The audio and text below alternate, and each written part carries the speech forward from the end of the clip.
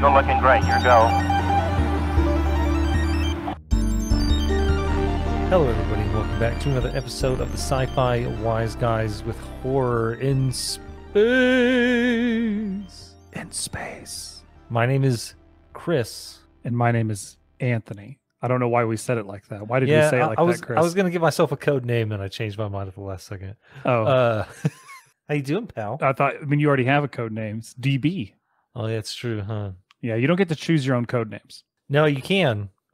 No, you totally can.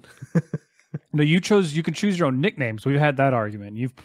I actually wasn't part of that argument. No, you proved right. But I think a code name is different. Code name's definitely different. No, I'm totally Maverick, the same person. How you doing? I'm doing all right, man. I been having a wonderful time. Wonderful. Wow.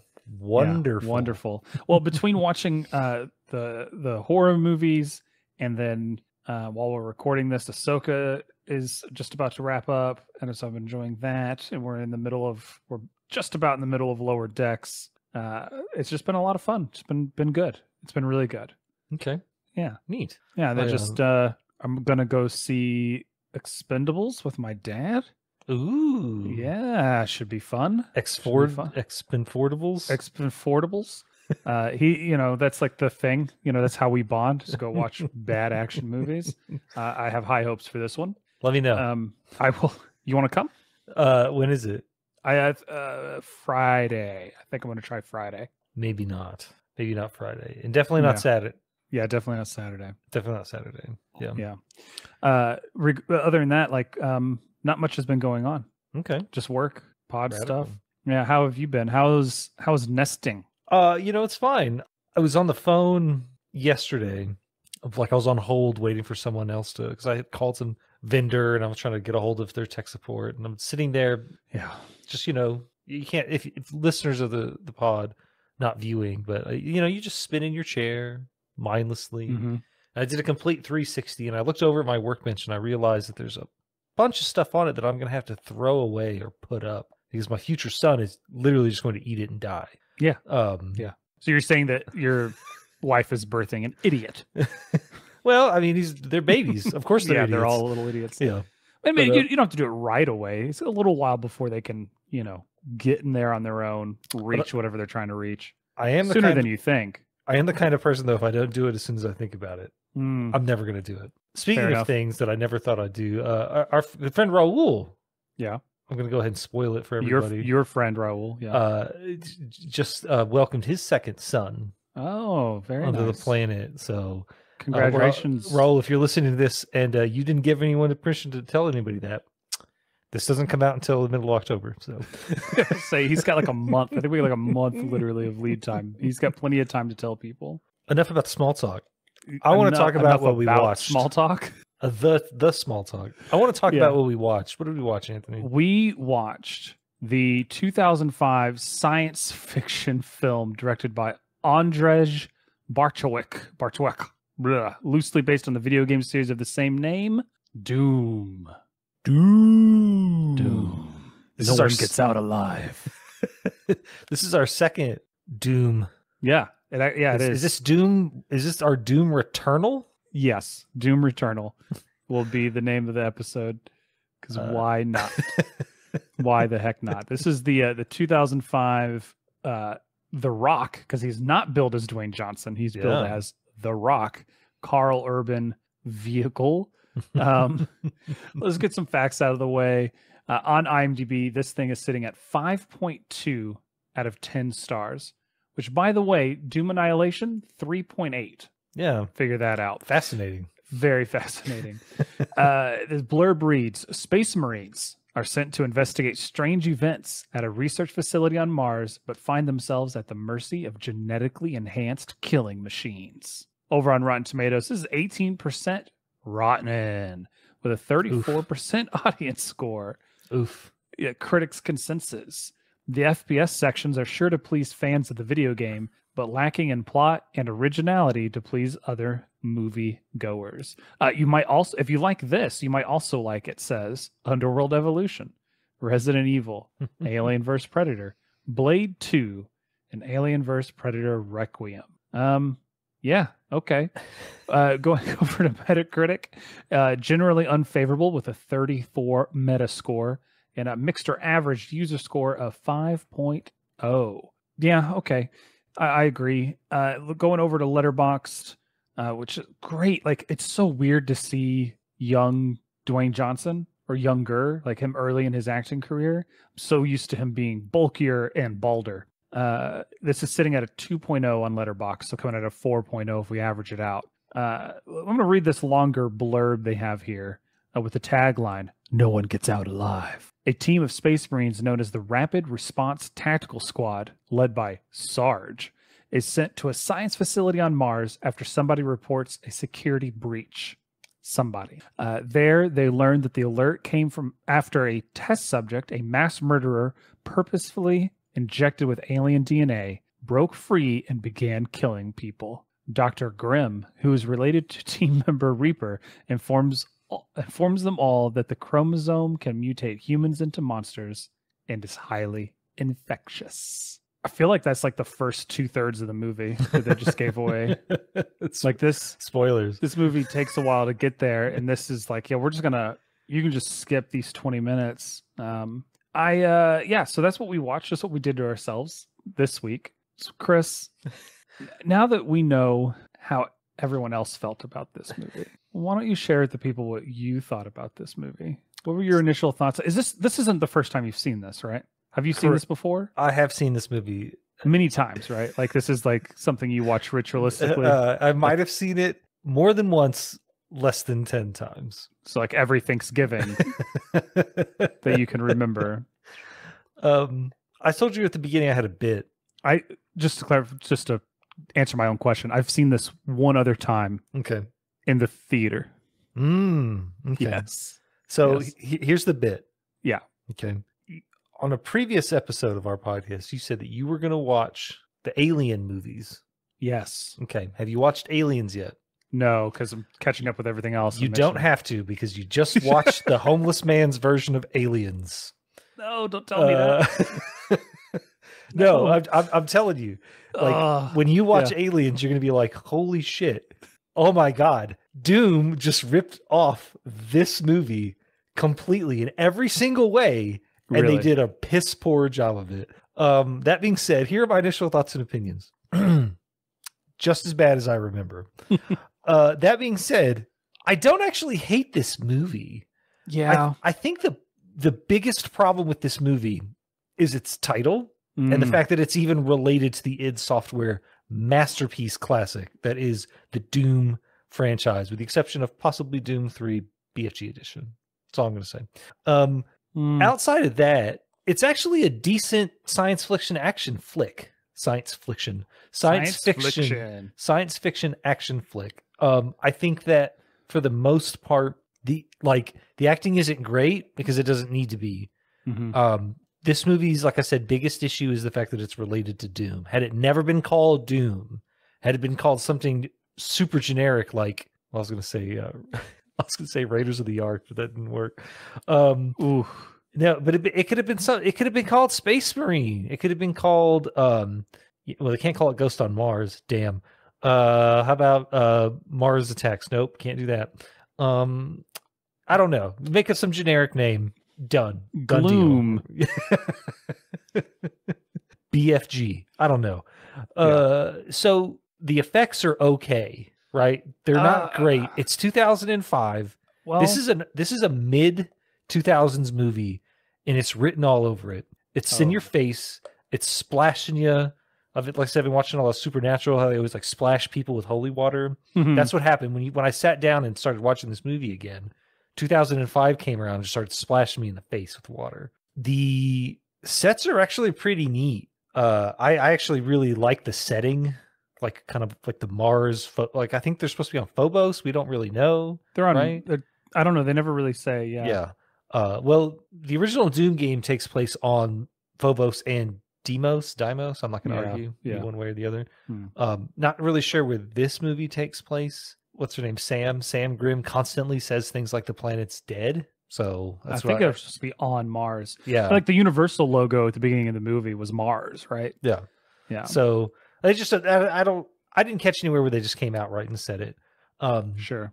I think the props are fun. You know, all in all, it's mediocre. And the fact that it's rated so poorly, I think is directly tied to its franchise roots. Yeah.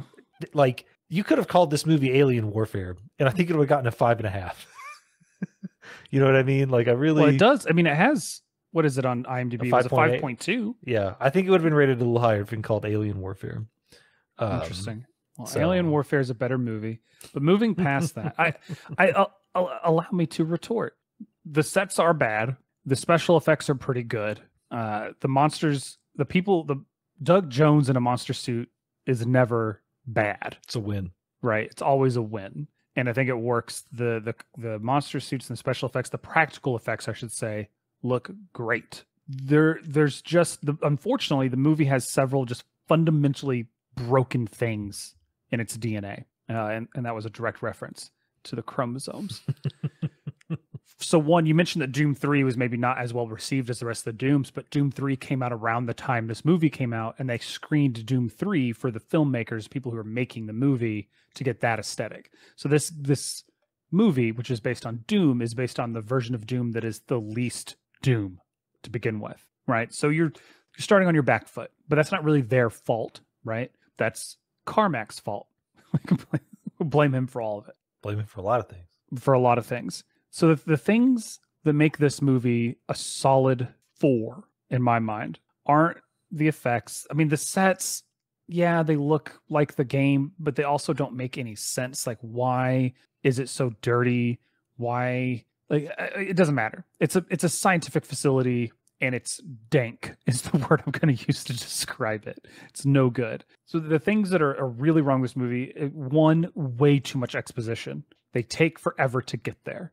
And I kind of get it because they're going for the horror vibe, but it takes too long. And I did watch the uncut version of this movie, the director's cut, which, let's see if I can get a length on that, actually, because the base movie is an hour 45. Let's see. I have it running time of 104 minutes. Okay, 113 minutes for the extended cut, it says. Okay. So an extra 10-ish minutes of content there. The other problem with this movie is that when they do start killing off characters, not only is it too late into the movie, they've also spent all of that time making me hate these characters. So, like, I don't care, right? Like, I don't care that they died. The crazy religious guy, what in the world? The new kid who's popping pills, what are you doing? I don't know how you would describe Portman, Richard Brake's character. He's a scumbag. He's sleazy. He's nasty. He's given the drugs. He's like trying to, and then so I just don't care. And then Mac, who seems like just a generic soldier, they don't do he has nothing. He doesn't even fire his weapon in the entire movie. And then they knock his head off, literally. Like, the person you care most about, I felt like, was Duke, but outside of Sarge and Reaper, was Duke and maybe Destroyer, but Destroyer is just stoic, big gun kind of it's kind of a trope, right? I'm a big muscled black guy and I have a huge gun and I don't say a lot of words. Like, that's just the tropiest trope they could pull. And at least he puts up a good fight. Duke just gets pulled through a crate and dies.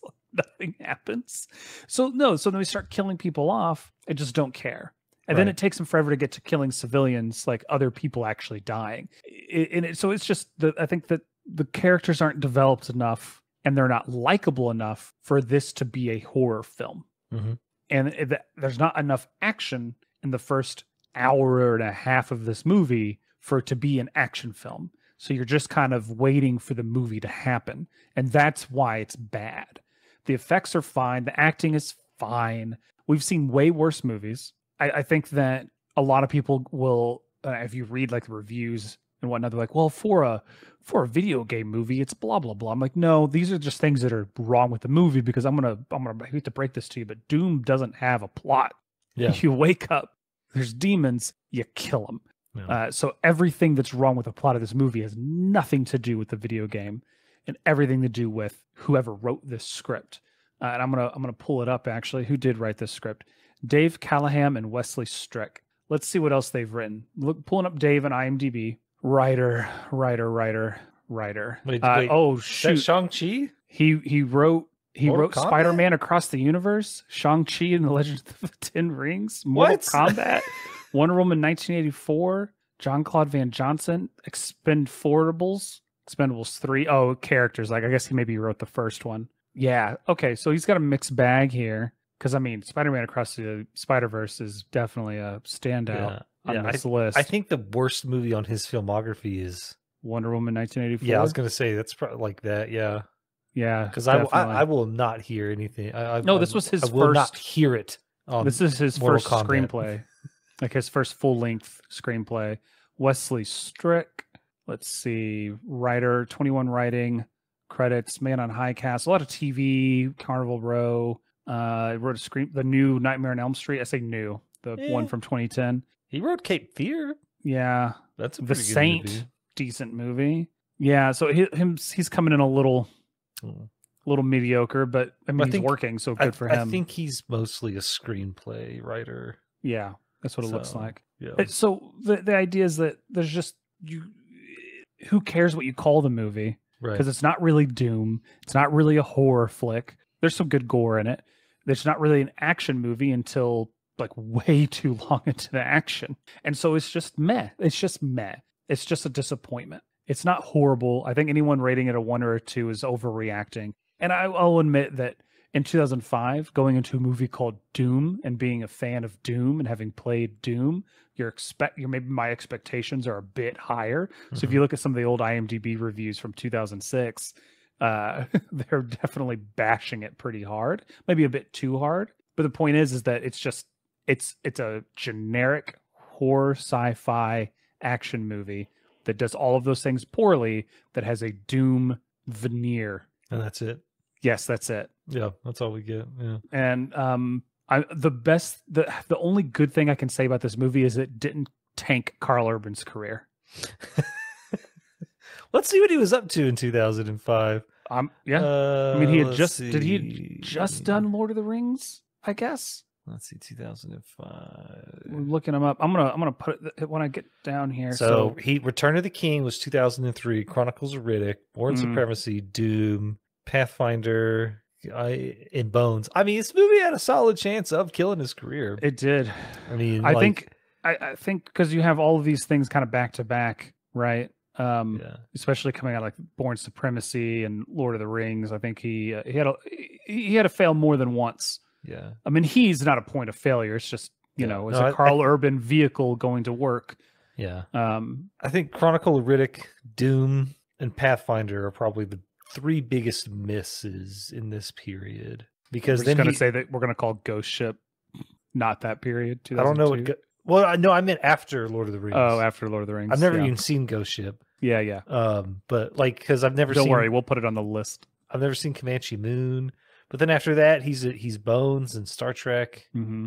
He's in Priest, Dread. Really, it's Dread, I think. Because even in Star Trek, even in this, too, he's near the top billing, but he's not. Yeah. I mean, The Rock is right there in the middle of the movie poster, right? I think that I guess what I meant by that is like Star Trek was just stark departure, right? Because he's this action. They're trying to like bill him as this action star, right? Like he's Eomer, yeah. And then he's like this really weird villain in the Chronicles of Riddick, and then he's in this.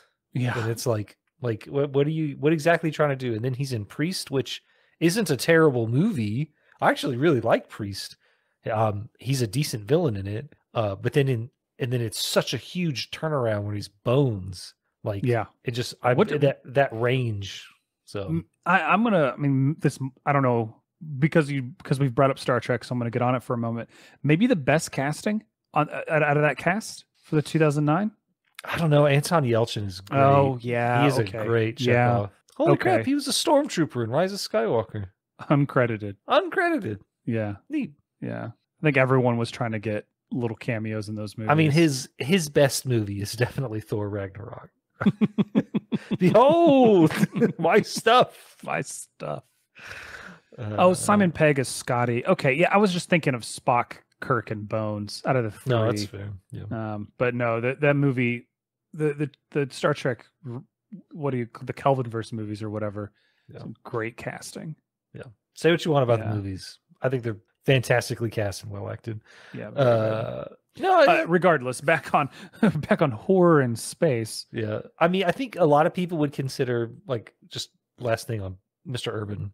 I think last people would say that his seminal role is probably The Boys at this point. Oh yeah. But I think that's a huge disservice to the fantastic movie that is Dread. Yeah. Which one day we will watch and review for this podcast. Maybe we'll do a good movies month. Our favorites. We'll only pull do out good some of our ones. favorites. Oh yeah. What's favorite mystery, favorite horror, favorite action? I mean, I think Dread wins favorite action sci-fi for sure. You made fun of Richard Brake. Well, I didn't make fun of him. Well, I mean, just his character. His character is I would argue, irredeemable. I would argue that he's probably the best part of this movie. Like, he is fantastic. Like, in every scene that he's in. Oh, sure. You know what I mean? Like, he's great. He's the kid, that's his code name. It's like, hey man, do you got any? And he just turns around and he's got this like stupid looking grin on his face. Like, he knows exactly what he's talking about. He's like, do I got what? He's well acted, and I think it's in a different setting the character could do a lot more, but as it is, I'm not rooting for him. Oh, sure. You know what I mean? And I feel like you're supposed to be like, it's a horror movie where the people that are protecting all of the innocent people start getting picked off, but you don't care about the people that are getting picked off. It's just weird. It's just a weird thing to try to do. I think I don't know. Like I said earlier, this movie is just this is a homeless man's version of Aliens. Sure. And in that movie, which you will experience when you watch it, every single Marine in it has a very distinct personality. And I think that's what they were attempting to do here. And because like another show that I think both of us really enjoy, the first season of Altered Carbon, like the SeaTac Marines. Before they Mac-eat it up. Yeah. I watched the first episode of season 2. I was like, no, they like everyone's different, right? When you're like a special forces trained killer kind of thing, not everyone is a good guy, right? And I think that's what they were trying to push. Is they're like, let's give you some complex, like quote unquote developed characters, because what we want to do is, you know, like we want to give you the opportunity to bond with these people. The problem is you can't really bond with this dude. Portman, unless you're a huge piece of crap, right? Yeah. Great thing about Richard Brake, also played Valen Hess or Valen Haas or whatever in that episode of The Mandalorian, with where he has that great speech and then he gets shot by the guy from Boston. The guy, I love the way you describe it. I just need you to recap every episode of Mandalorian just from your memory. I'm gonna allow you to rewatch it. Then we're gonna wait 2 weeks. No, I don't even want to rewatch it. Just like we just do the episode. You give me the title, and I got to figure out what the episode's about. Like the other characters, like the kid, he's a rookie, right? Yeah, sure. I think we could have cared more about him. That's what I'm saying. But yeah. I mean, you talked about how Goat, you didn't really understand his character. I mean, obviously he was a reformed criminal. Yeah, who's got a severe problem with cutting. Yeah. I took his name in vain, and I'm gonna carve his name into my veins. And I don't think you saw it because you didn't watch the extended cut. There's a scene where the kid and Porter come across the doctor lady who's missing an arm, her arm got snapped off at the beginning. That's not in the normal cut, right? Mm-hmm. Okay. No, it's not. Okay, and she's naked, so there's a little extra nudity there, and it's just. Is she dead or alive? She's alive. Okay. I mean, she's alive for very briefly. Okay. She comes at him and they shoot her. But she's just naked. Yeah. But she's just naked. Yeah, for reasons. For reasons. But it's just like, so that scene's in there with the kid and Porter, and it's still like it just further establishes that they're scummy, I guess. Yeah. And it's I get why the scene was taken out. It was probably taken out for ratings purposes or just, you know, to cut out the nudity or whatever. But at the same time, I would also cut it out just so that they would be slightly less scummy. I don't know. I guess I just disagree with the premise of this film is where I'm at. I don't need all the Marines to be good guys, but I need a few things. One, I need them to be somewhat likable. I want to care that when they die. Also, maybe have them be a bit more badass. Like have them win a little bit so that when they do start dying, I understand that the monsters are actually like a threat because they show up and they just start dying. Like there's no like we get that they're awesome because you're telling me they are, but you're not showing it to me. And 3, I really need the squad leader of this group of Marines to stop calling the Marines soldiers. I just needed to stop. Come on, Marine. I need soldiers. I'm like, well, you're not in the army, so please stop. Well, and like, that's not even in the game. You're a Marine. Like that's the easiest thing in the script, and that is a mistake that I'm going to blame everyone for, because there's the director, there's people on set going, why aren't they saying?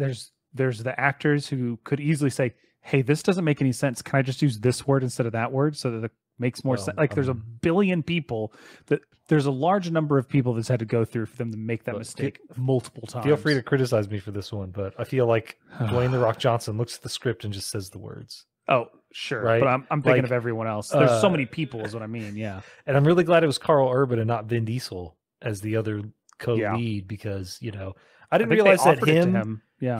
I didn't realize he and Dwayne Johnson were about the same height, but Vin Diesel definitely would have been sitting on a box for all of his scenes. I think that tie back to a different Alien movie that we just watched. Yeah. In this movie, there's only like 3 or 4 monsters, maybe. Like they kill 1 or 2 of them. Yeah, there's like a Hell Knight. There's like But there's not that many, right? Sure. And in Alien the movie, it makes sense that a singular creature would be able to start picking off the maintenance crew, right? Miners, commercial of a transport ship. Yeah, right. Exactly. They don't have. Yeah, they're not soldiers. Yeah, these Marines. But I totally accept that criticism. They do get smacked around pretty easily, but again, they fight other humans, not demons from hell. Sure. But like they just get whacked pretty easily. We never really see them till the very, very end of the movie, and one of them is, spoilers in 3, 2, 1, corrupted by the evil hell virus. Yeah. And the other one gains a 24th chromosome. So, and somehow that gives him superpowers. Well, an extra chromosome gives you superpowers. Yeah, that's how that works. Yeah. I like how she's like, you'll heal 50% faster, and then he's healing like instantly, and I'm like, those. Maybe he was already a fast healer. Maybe he gets like a rebar through the hand, and it's just healed in seconds. I'm like, clean. Oh, okay. Yeah. Somebody use cheat codes. IDKFA, right? I think IDKFA. Yeah. I think in the trivia of the movie on IMDb you can read that I didn't notice it going through, but like the locker that holds the BFG is labeled IDKFA. Okay. Which is pretty cool. Okay. All right. Some good things I'll say about this movie. One, The Rock's acting is not nearly as bad as I remember thinking it was in 2005. Like I feel like and maybe that's the extended cut, giving him a little more room, but I felt like it was much better. Or maybe it's just because I've been exposed to his acting for so long that I'm just used to it now. He's pretty one note, like more or less, yeah. Like you talked about how you weren't used to him being so not bulky. Right. Well, he's still bulky. Like that's calling him skinny. Well, I was going to say, stretch of the word. In 2005, I think let me scroll down through his IMDb. Sure. Because I think his first real movie, Scorpion King. Yeah, Scorpion King 2001. Well, no, I'm sorry, that was The Mummy Returns 2001, 2002, The Scorpion King. But I think Walking Tall is his Walking Tall, The Rundown, which I feel like are the same movie. Not really the same, but they're kind of the same. But like, I mean, are you forgetting the time he was in Star Trek Voyager as the champion? I said movie.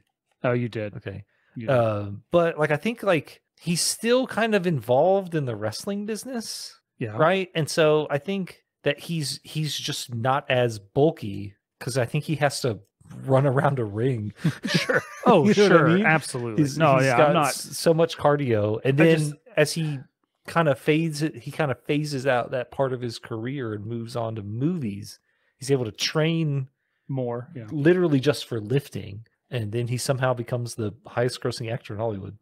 Well, yeah, I wasn't saying anything negative about it. It was just weird. No, I was I like, got you. oh yeah, it caught me off guard. No, for But sure. his character, I feel like this character Sarge, which I don't think Marines use the term Sarge, but I guess it's a nickname, that's fine, or a handle or whatever. They call sign is the word I'm looking for. He doesn't have any comedy to this character. He's serious the whole time. And that's maybe a bit different than some of the newer action movie roles, is that there would be more comedy to it. And maybe if there was a comedic aspect, it would be fine. What I really need, and this is a criticism I think of Doom Annihilation as well, is that we just need a John Wick style movie. 20-minute setup, hour and a half of action, right? Give me some lulls, that's fine, a little bit of plot, but it should be about the action. It shouldn't be about whatever this movie is about.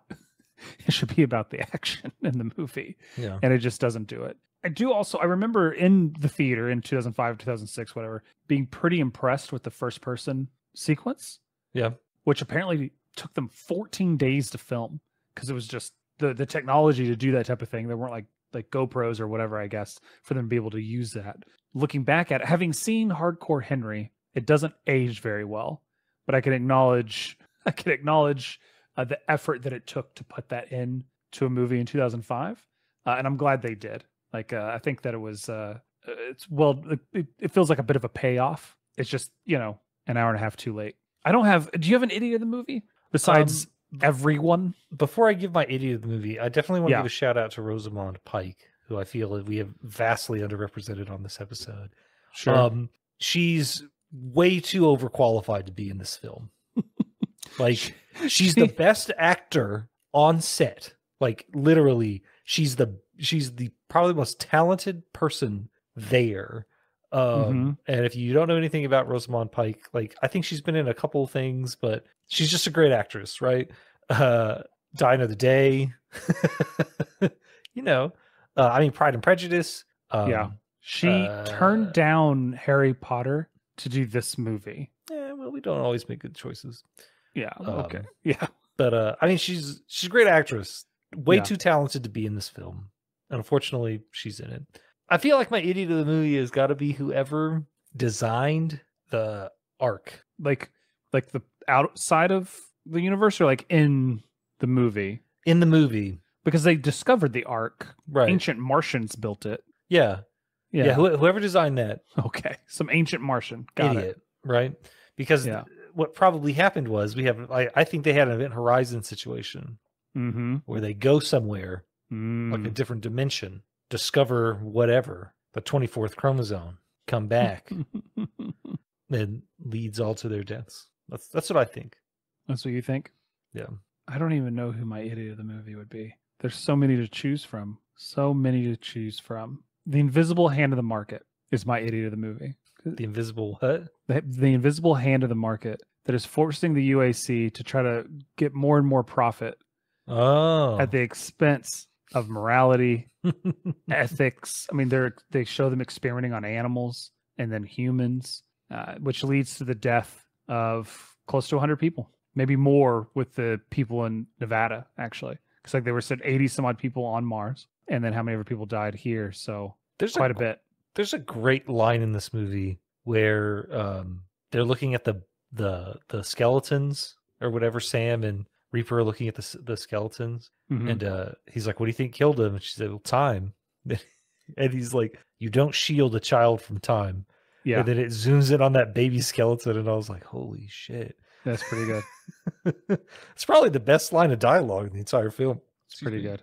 Maybe, you know what, as an actual character, maybe Reaper for not immediately killing The Rock after he committed murder. When it's clear that he's been suffering from like roid rage the entire like second half of the film, where he's just yelling at people. He kills the kid. Should have just shot him right then. But whatever. I don't know. There's so many idiots involved. He's not a commissar of the Imperium, the armies of the Imperium of Man. Like, he just doesn't have the ability to execute extrajudicial murders. You know what I mean? He straight up kills someone under his command, and then he goes and kills a bunch of women and children, and just scientists, civilians. So not worth the price of subscription. but feel free to watch it and get your own opinion. Well, Is I think where I'm going to land on it. Yeah, they probably won't be able to watch it because it's leaving Netflix on October or September 30th. So You can find it. Don't spend money on it for sure. But if you're just like, I wonder what The Rock was like in 2005. Well, here you go. Did you know he turned down? I saw in the trivia he turned down Reaper because he thought that Sarge was more interesting to play. Very different movie if The Rock is the good guy. Yeah. Yeah. Probably a better movie because Karl Urban would have been the bad guy. Maybe. I don't think it's worth the price of subscription. And saying that, I've watched it a couple times and I don't hate it. Just watch Aliens. It's like when you watch Aliens, like I'm not trying to hype the movie up, but when you watch it, you're gonna be like, "Holy crap!" Yeah, fair enough. Yeah, fair enough. I might watch it tonight. You should. Yeah, we'll see. We're almost done with Horror and Space Month. We got one more movie coming up. Probably the best movie we're gonna watch all month is coming up next in Jason X. And we're back into normal science fiction adjacent television shows, movies, short films, whatever. So if you have any suggestions for anything we should add to this schedule outside of Horror and Space Month, please let us know. You can email us scifiwiseguys@gmail.com or just hit us up on any of the social media sites. If we're not on the one you're on, we're on 4 different others. Stay healthy. Stay hydrated. And don't inject humans with some random DNA you found on another planet. Don't do it. You know, Christopher coming in with the clutch advice every time. Fair enough. Oh my God, my cat's vomiting. All right. See you later, guys. Bye. Hey.